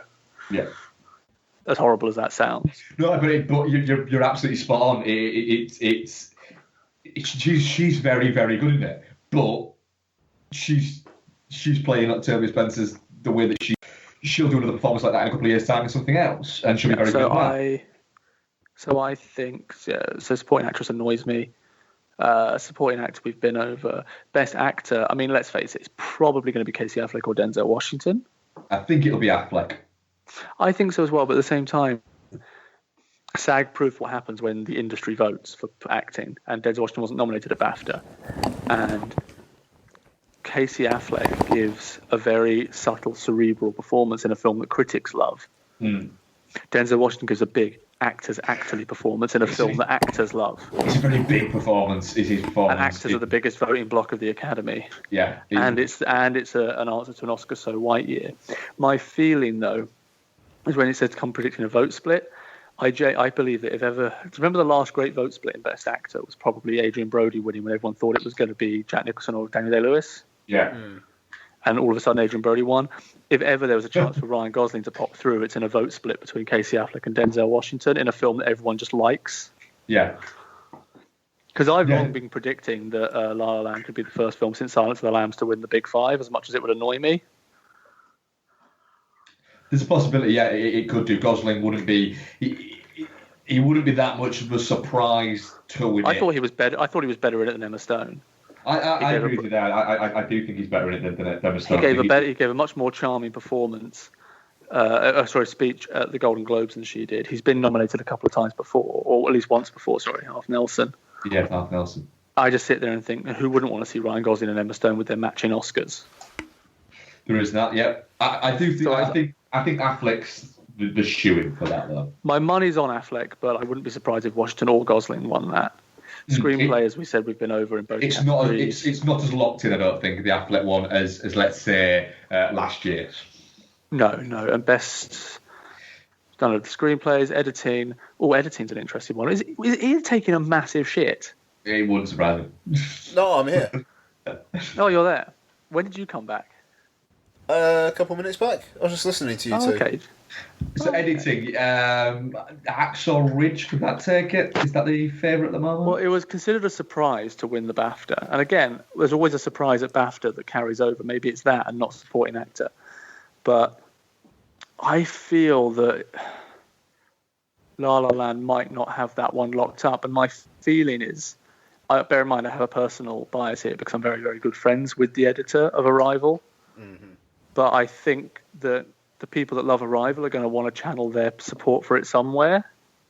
And I feel like it's a very well edited, structured film. It depends whether they go for best editing or most editing. If they go for most editing, it's Hacksaw Ridge. If they go for best editing, then it's probably Arrival. And I'd love to see Joe win an Oscar. Bear in mind, he was nominated for 12 Years a Slave as well. It's not like he's a newbie. Yeah, the editing does help with the story in Arrival as well. It helps tell a story. Again, the money's on La La Land. I think it's weird for me to predict Best Picture and Best Editing splitting when in that kind of thing. But I think I'd love to see Arrival win. The sound categories, I think, are probably going to Hacksaw Ridge. Yeah. Score, yeah. La La Land. La La Land will win that, yeah. Even though I think Jackie is the best score there. I'm so glad that got nominated. Production design is probably going to La La Land because of that big scene in the last 10 minutes, if nothing else. Even though it's a crime that The Handmaiden is not nominated for Best Costume Design or Best Production Design or Best Picture or Best Director or Best Screenplay or Best Actress or Best Supporting Actress or Best Supporting Actor. But, oh man, if Martin Scorsese made The Handmaiden in English, but it was shot for shot exactly the same fucking film, it would be winning everything. Sure. Just putting it out there. It's a stone cold masterpiece. don't know. Well, I mean, no, I mean, I really liked it, but I don't know, man. That film Ian, did you goes watch to it? some places. Sorry? Yeah, I know. Ian, did you watch that film at home on a downloaded copy with just one set of subtitles?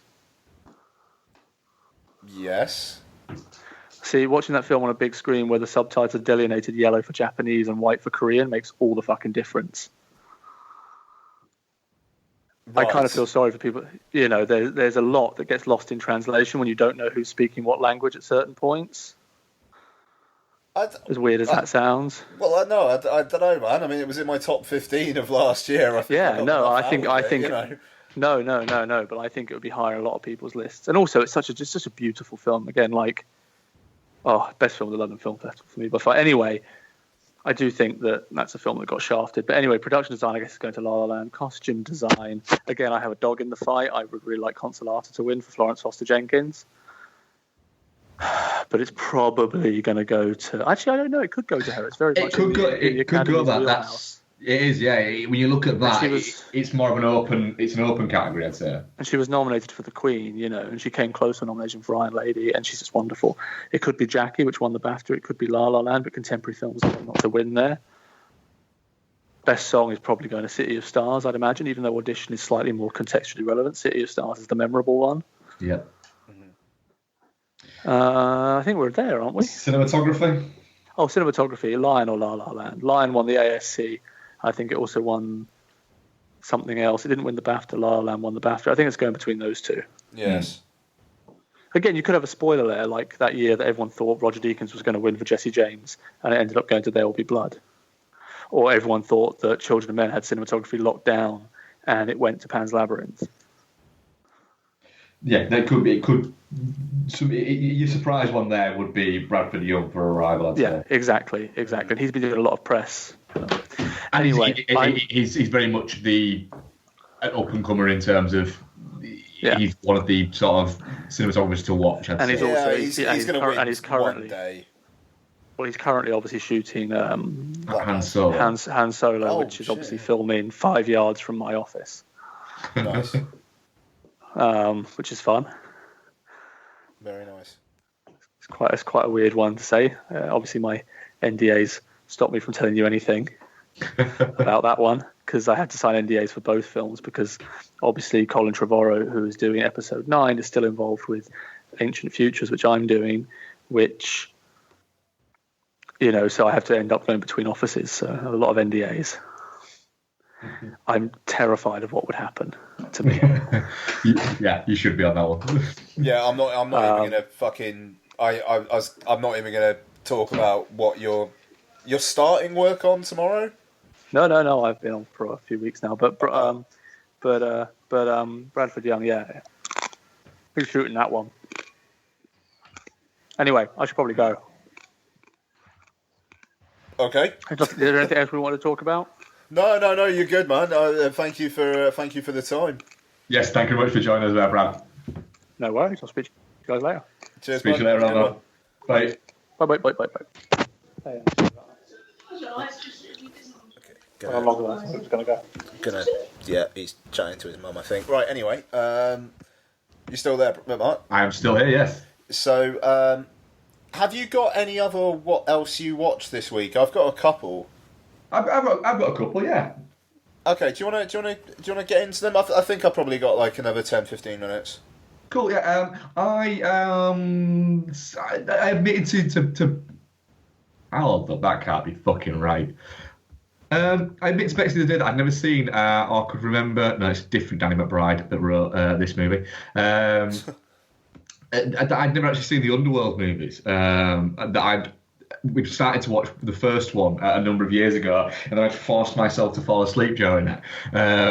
So I agreed that because she said they're quite good, they're just throwaway fun. So I agreed to give them another go. And then once it started, I had this. The first one started, I thought, hang on a minute, wait a minute. There's a reason why I don't like this movie.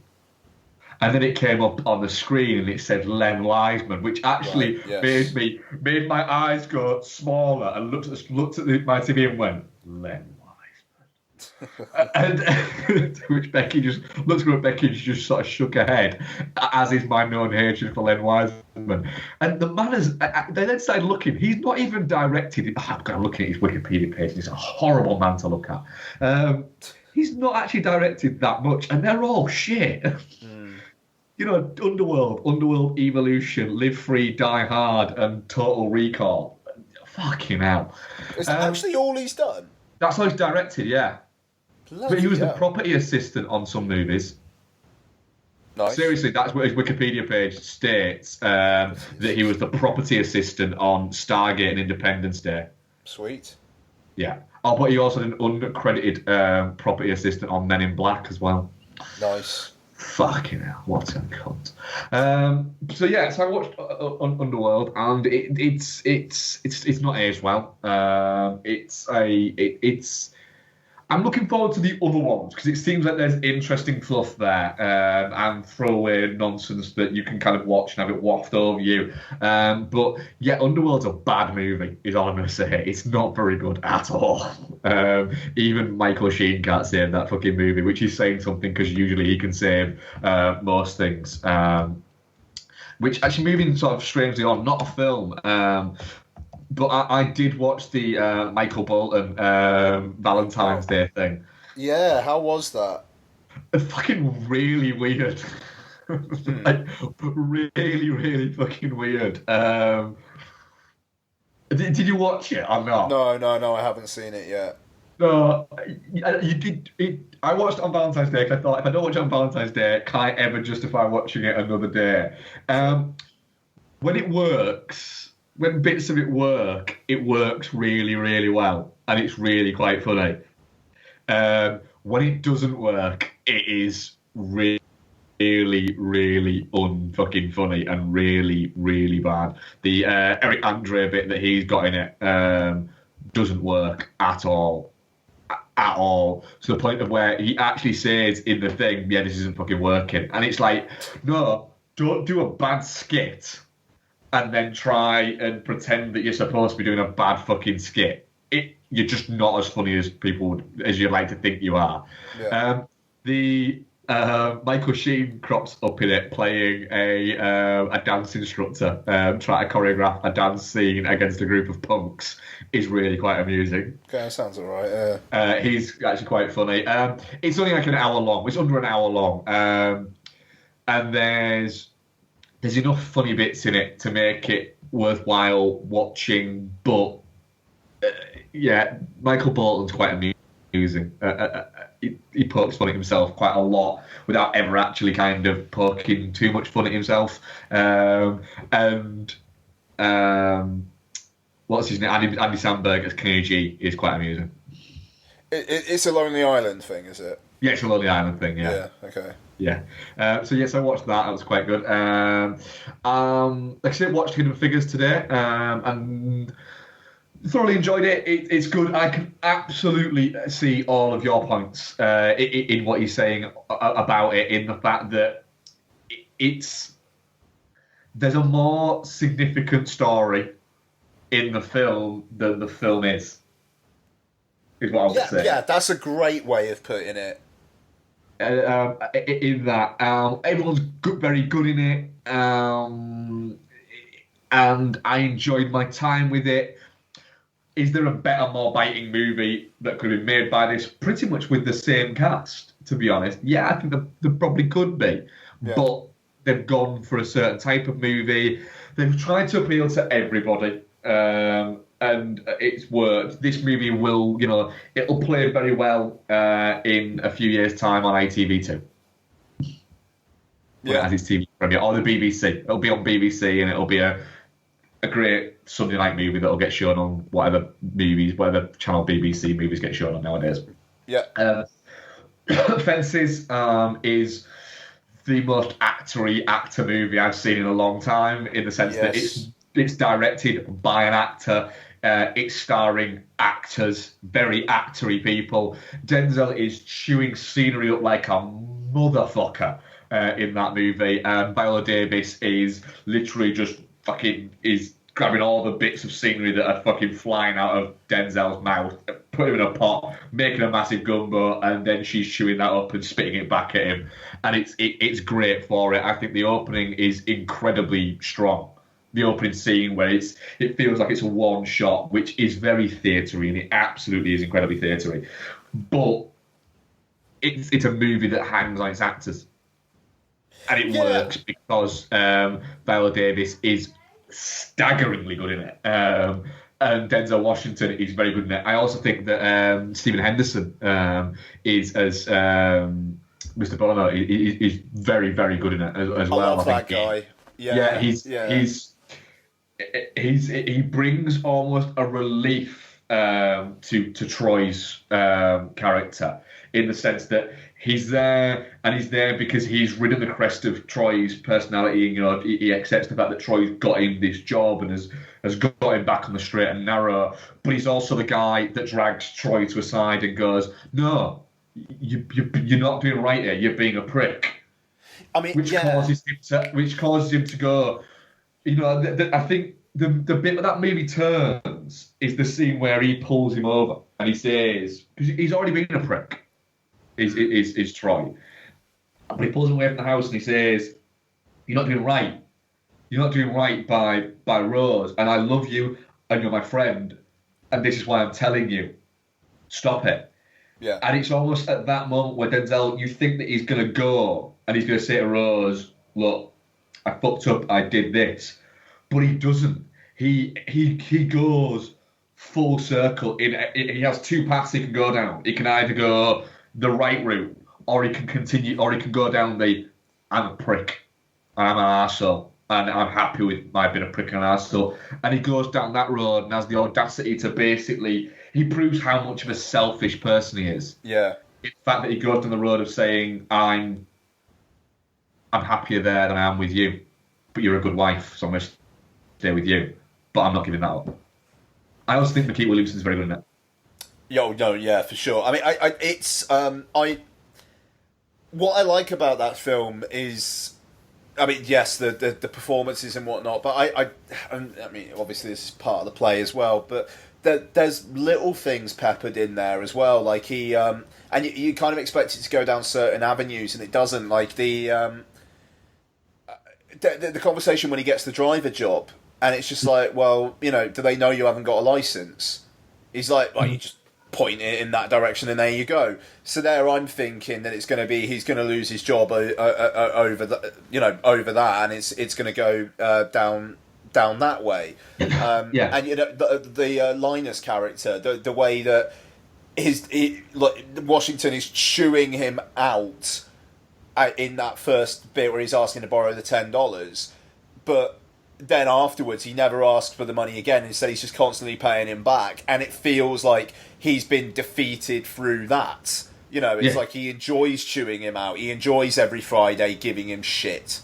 Yeah, I think also I like the way that the whole, it's dropped in halfway through, that because you get the feeling that he was this shit hot baseball player in like high school and college or whatever, or what is it? But it gets dropped out, and Viola Davis basically says to him, "You didn't get shunned by the major leagues because you were black. You got shunned because you were an ex-criminal in their 40s.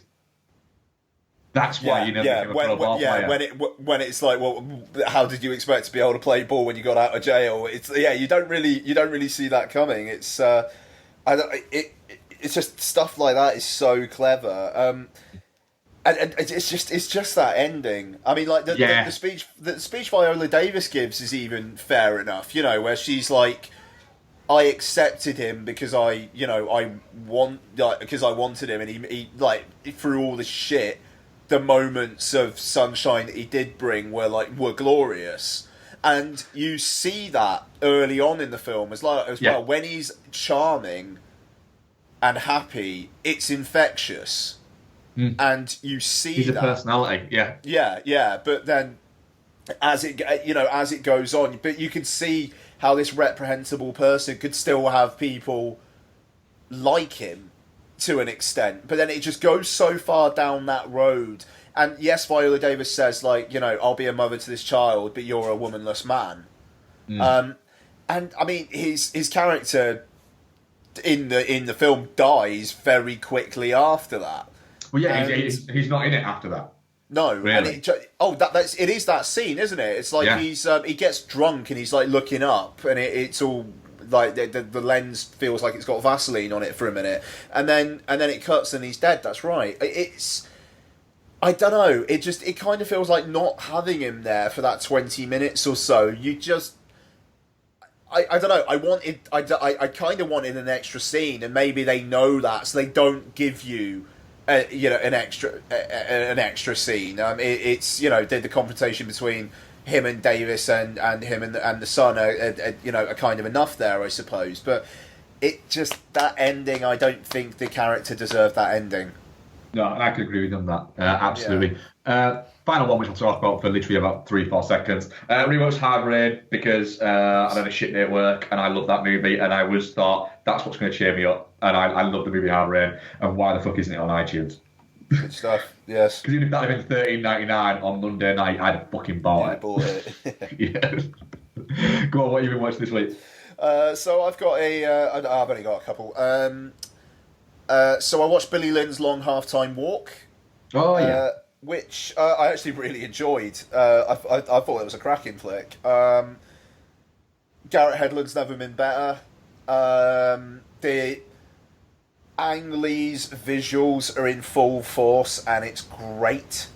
I mean, there's the halftime sequence is stunning, absolutely stunning. You've got these guys like basically being trailed around like dog and pony show to kind of advertise the military basically, and trying to make America feel good about the second Iraq War, and it's this whole cognitive dissonance of like a week ago they found themselves fighting, now they're at this halftime show and Destiny's Child is playing, and there's like there's fireworks going off, and one of the members of his squad is basically having like almost like PTSD and kind of breaking down in the middle of this because all these fireworks are going off and he's fucking terrified.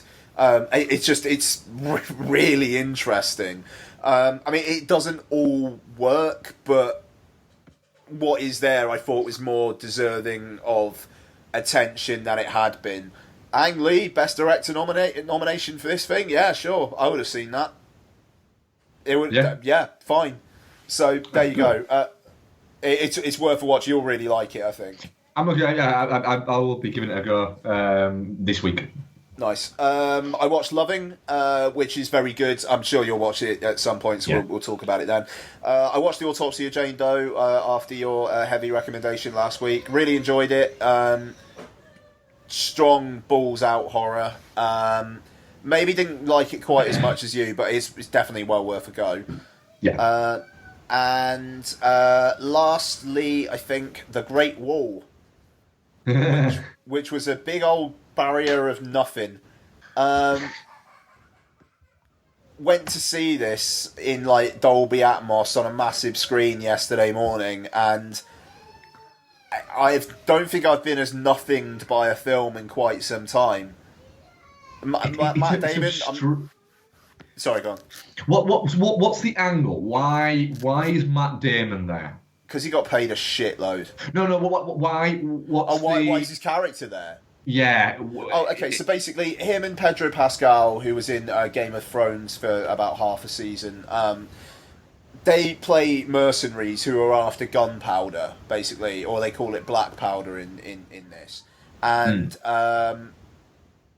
one night, while on the road, Matt Damon chops off a thing's foot. It's like, what the fuck is this? He takes it with him to try and find out what it is, and they come across the Great Wall. They're taken in because it's revealed that the foot belongs to a creature. These creatures that crash landed on a meteorite or something 6,000 years ago, and every 60 years they come to attack the wall for some reason. And they're coming again, but apparently early for some reason. Willem Dafoe's there as well for some reason. And why not? Sorry? Why not? Yeah. He's not very fun in it either. It's a shame. And it's Matt Damon basically becoming part of a fight against these alien dragon things. And the reason I think why they called it black powder is that was the original name of gunpowder, because it was a powder before it was used in guns. Well, that'll be it then. It's really boring. Is it? You're not the first person to say that. Yeah, I mean, it cost $150 million. There's like hundreds, thousands of extras in it. Like, from that point of view, like, the scale of it is quite impressive. But when you've got all these people just going up against CG, it feels less impressive. I've got no idea why Zhang Yimou is making this fucking thing. It's really, really not great. It's a very, very basic story. Not really that well told. Yeah, I won't rush to it then. No, man. I mean, it's boring. It's not like offensively bad. It's just really it's really nothing. It's completely empty calories, but not the fun kind.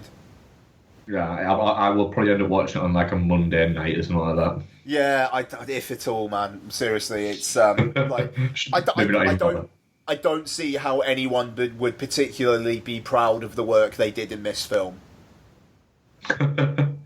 Nobody seems to be actually promoting it, so yeah. Yeah. There you go. Okay, so I think that's it. We're doing Playing It Forward next week, aren't we? We are, yes, of course we are, yeah. I momentarily forgot about that. So we'll be joined by Noel for episode 2 of Playing It Forward. We're doing Tony, me and Earl and the Dying Girl, and what's the one that you gave, Noel? It is... Oh, shit, I forgot what it's called now. Oh, God, my mind's gone completely fucking blank. It has as well. I've got to check this now. My mind, literally, I cannot remember a thing, and now because I can't remember it, my mind's battling against me and saying, "You're not remembering this now." It's a really good movie as well. The Slaughter Rule. There you go. The Slaughter Rule. Okay, so that's going to do it. Thank you very much. We do have a Twitter question. Oh shit! Yes, sorry. Yes. Of course we do. Go. The Junior Prince TGP 73. Which BAFTA was incorrectly awarded?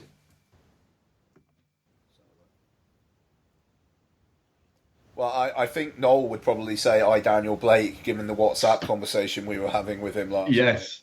I have one, but it's not. It's more the award itself rather than the actual person it was given to. I have one as well. Go on, what's yours? Adapted screenplay. What was it? Lion. What else was in there? Not sure about that. Arrival, Hacksaw Ridge, Hidden Figures, and Nocturnal Animals. I'm sorry, I'd give it to Arrival or Nocturnal Animals any day before Lion, and I liked Lion.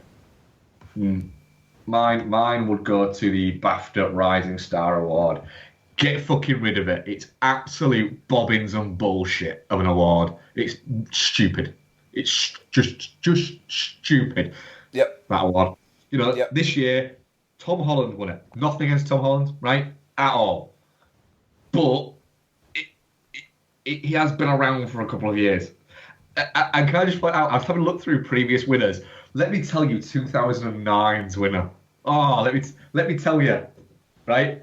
Didn't Adam Deacon win it one year? Yeah, Noel Clarke won it in 2009, right? Do you want me to read the list of other people he beat out for it? Oh, this is going to be fun. Go on. Oh, Rebecca Hall. oh my God. Laugh now, just you wait. Michael Cera. Yeah. Toby Kebbell. Yeah. And Michael Fassbender. Fucking hell, man. That's funny. Yeah. Wow. Do you know what? 2006 winner James McAvoy, but listen to the people and thoroughly deserved James McAvoy for that, and nothing against McAvoy. But the other people nominated were Chiwetel Ejiofor, Gail Garcia Bernal, Rachel McAdams, and Michelle Williams. Which is pretty much fucking hell. That was a strong year. Yeah, Adam Deacon. Oh, God. Oh, Adam Deacon won it in 2012, beating out Chris Hemsworth, Tom Hiddleston, Chris O'Dowd, and Edmund Rebans. Wow. Wow. It's amusing looking at some of these. Yeah. Oh, dearie me. Yeah, also Ava Green in 2007 beat out Emily Blunt, Naomi Harris, Cillian Murphy, and Ben Whishaw. And again, I have nothing against Ava Green. She's a very, very beautiful woman who's used it very, very well. Yes. So yes, but that was it. So yeah, man, get rid of the entire fucking award because it's just it's a little bit Brit Awardsy. Yeah, I agree with that. It's like it's the one the public vote for, so everybody get on social media and vote for whoever's the hottest. Exactly, that's it. Oh, Tom Holland, he's Spider-Man. Yeah. And, John Boyega, he was in the Star Wars, wasn't he? Yeah. And again, nothing against Tom Holland or John Boyega, at all. But it is whoever they've seen most of that week. It's the "He's So Hot Right Now" award. Yeah. Yeah, it literally is. No fucking Clark. Right, I'm gonna call it a day because I do have to go. So, thank you very much for listening, folks. Thank you to Brad as well, and we shall speak to you next week with Noel. Bye-bye. Bye.